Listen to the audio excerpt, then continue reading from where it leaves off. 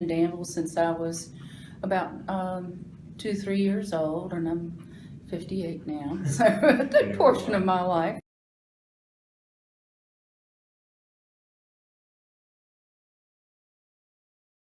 Kind of saw like made a big dramatic change? Were you here during like the river mills when they started closing down? Yeah, that pretty much was a big change because a big portion of my family lived in the Mill District, and I had an uncle that was like a supervisor in the dye house, and he used to invent a lot of things that they used to work with in the mill. And I had, well, my grandmother, she went to work in the mill when she was underage. When I was in high school, one of my girlfriends worked at the counter in the drugstore where they sold hot dogs and cherry cokes and stuff like that. And it was nothing for the third shift employees to come in and order a Coke, and they would order all these promo seltzers and different concoctions and BCs and down them and stuff. And it was like, oh, but nobody has any guts left in this town for my.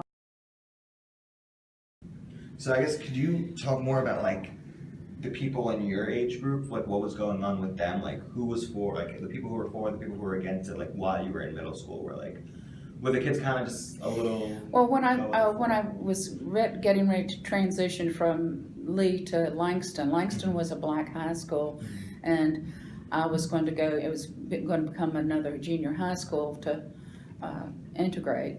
And I had people tell, my cousins. I had cousins that were in high school saying that it was going to be horrible, and I wouldn't understand my teachers, and it was going to be like a new foreign world, and everybody hyped it up. It was going to be all this unrest and violence and stuff. And when I got to school, I went in completely blind to it all, and it was completely the opposite. It didn't seem to make any difference. And then when they started doing all the so-called race riots and stuff, and I really think that was more hype and people ganging up, and really no fight there. There might have been a few fights, but I don't really think it was everything they kept drumming it up to be, and inflicting the fear that was there. So like inside the school everything was fine, just outside everyone was. Yeah, they even one day they had a lot.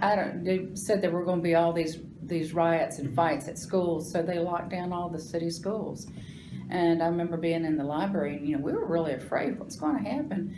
And I looked out the library window, and I saw my parents' car come up to the school, and that really concerned me. But I also saw them leave. They didn't allow any parents